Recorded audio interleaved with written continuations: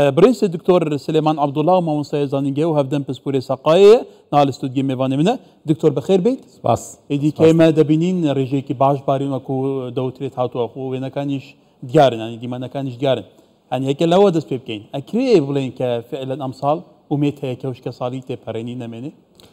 بێگومان زۆر سپاس طبعاً ئەو بارانی ئەو جارە باری بەڕاستی هەموو کوردستانی کردوتەوە ئەمە دەتانم بڵێم بە شێوەیەکی گشتی وشکە ساڵیمان تێپەڕاند الحەمدولله تەنانەت ئەو بارانەی لە مانگەکانی 10 11 و 12 و یەکیش باری پێش ئەو تەوژمەی ئێستا خۆشبەختانە هەمووی ئاماژە بەخش بوون هەمووی دڵخۆشکەر بوون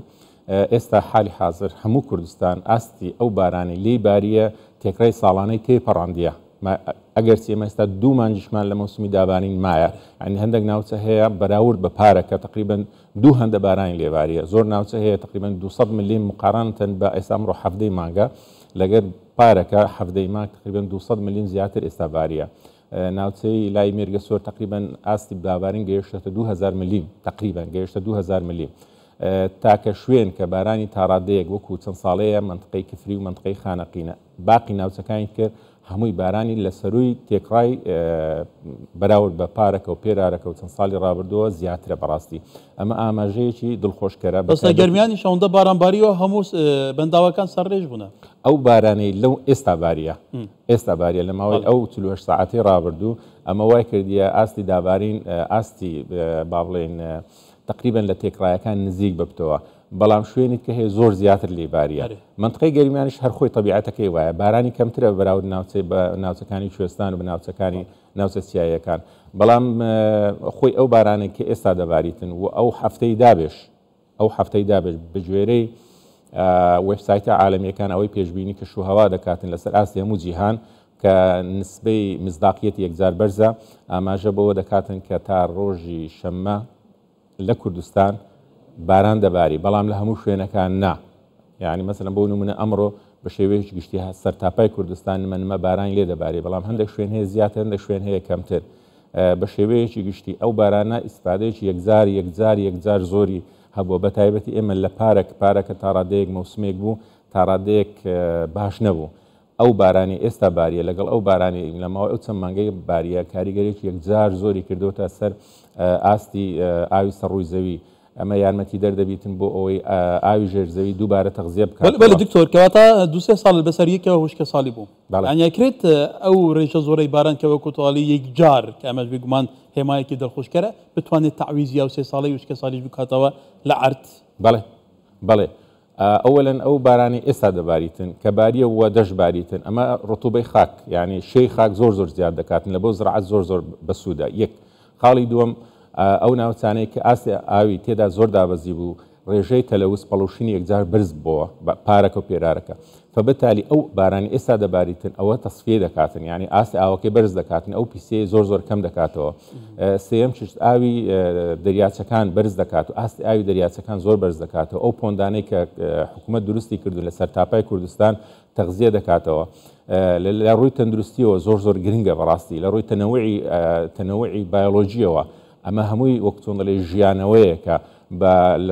لەسەر هەموو ناوچەکان بەتەکید ئێستا مە تقریبا لە ناوڕاستی چلەوە کوردستان سەرتاپای سەوزایی بوو یعنی بەهارێکی زۆر پێشوەختە هاتەبوو ئێستا ئێمەش تا ئێستاش لە ناو دستان دایت مەوسمی بەهاریشمان مایە مەوسمی بەهار مانجی 3 و مانجی 4 و مانجی 5 و ڕێژەیەکی تقریبا بە شێوەیەکی گشتی لە 135 بارانی کوردستان لە بەهار دەباری فئێمە چەند شەپۆڵێکی بارانبارین تەوەقوع دەکەین لە بەهاریش بێتن ئەمە وا دەکاتن ئاستی ئاو یەکجار بەرز ببتەوە و تەنانەت لە بۆ کشت و کاڵیش چەند ساڵە تعویزی ئەو کەمیەی لە باران بە ئاوی ژێرزەوی دەکات لە ڕێگەی ئەمە کوردەواری خۆمان دەڵێن مەڕەشە ئەمانە بەڵام ئەمە وا دەکاتنەوە یعنی کشت و کاڵ تا ڕادەیەکی زۆر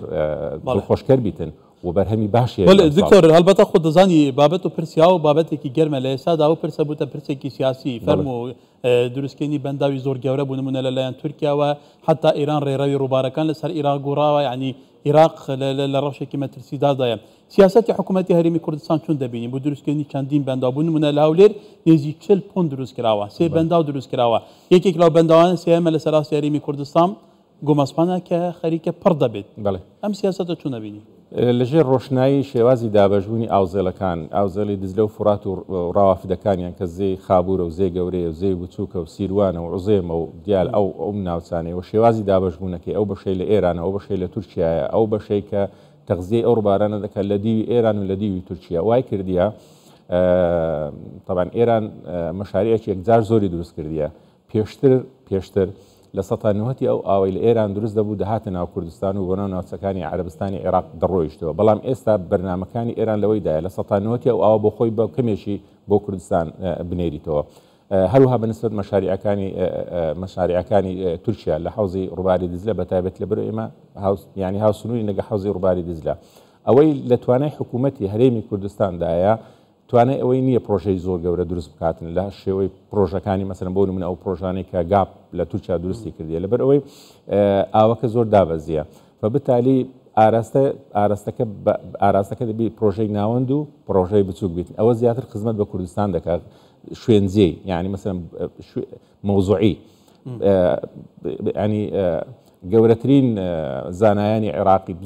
زۆر لە مێژە لە هەفتایەکان و ئاماژیان بەوە کردیە کە سەدێکی وەکو سەدی دوکان و دەربەندیخان ئەوەندە لە خزمەت ناوەڕاست و باشووری عێراقە ئەوەندە خزمەت بە کوردستان ناکاتن ئەوەندە خزمەت بە ناوچە کوردستانیەکان ناکاتن فبتالی ئەو مەشاریعانەی ئێستا دەکرێتن مەفروض ئێستا دەکرێتن زیاتر خزمەت بە کوردستان دەکات بە تایبەتی مەشروعی مام ناوەند و مەشروعی بچووک طبعاً ئەو لە ئیمکانیەتی حکوومەتیشدا هەیە بیکە لە ڕووی سەرمایە کە پێویستە بۆ دروستکردنی وبڵاوبوونەوەشی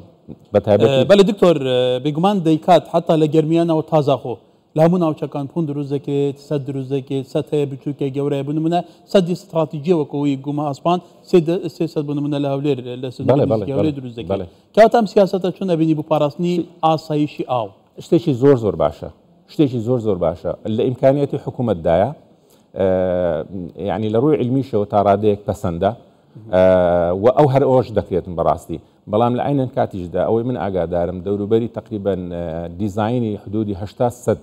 بەست و بەنداو لە کوردستان هەیە لەلایەن وەزارەتی کشتتوکاڵەوە هەیە خۆزگە ئەم ساڵ و ساڵانی دواتر بەو ئاراستەیە بڕواتن ئەو پرۆژانەی کە هەنا و ناوی لێنرایە وەکو دیزاین وەکو پرۆپۆزەل دامەزرایە بەو ئاراستەیە بڕواتن و دروست بکرێتن ئەوە وا دەکاتن خەڵک زیاتر سوود لەو ئاوا ببینیتن ئاواکە گڵ بدرێتەوە نەک بستە ناو ڕووبارەکە زەیەکان و ڕووبارەکان و دواتر بڕواتن بۆ ناوەڕاست و دواتر لە شەتڵ عەرەب و بە خەلیس کۆتایی پێ بێەوەی ئێمە ئیسفادەی لێ بکەین ئەوەی کە زۆر گرنگە ئەو بارانەی دەباری خۆمان ئیسفادەی لێ بکەین نەبتە ئاوی سەر ڕووی زەویتن و بستە کەندا و ئیسفادەی نەبیتن بۆیە مەشروعی بچووک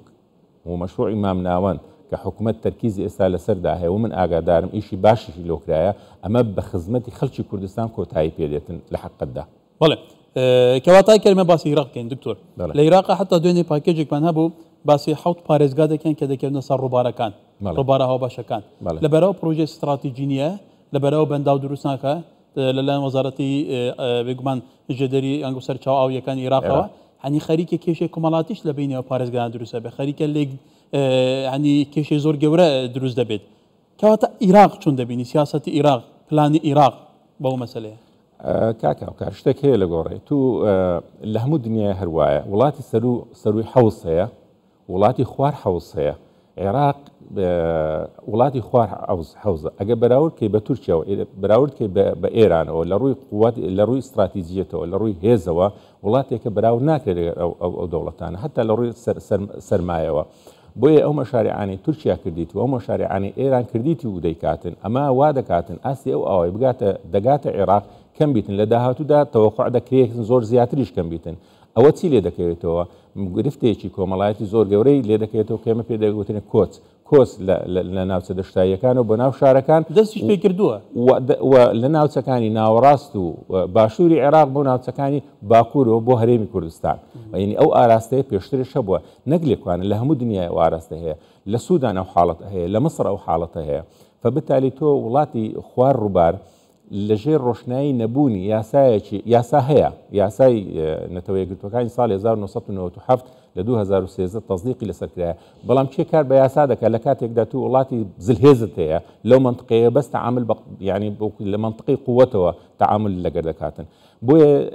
ئەو ئاراستەی یعنی لە کوردستان الحەمدلله خۆشبەختانە هەم ئاوی ژێرزەوی هەیە و هەم ئاوی سەرزەوی زۆر زۆرە بەڵام ئەوەی کە پێویستە ئیدارەدانێکی زانستیانەی لۆ بکرێتن تاوەکو ئەو خەڵکە ئیسفادەی لێ بکاتن لە سێکتەرە ئابوووریەکان کشتتوکاڵ بیتن پیشەسازی بیتن سوودمەند بیتن نەک بە فیڕۆ بڕواتن بەداخەوە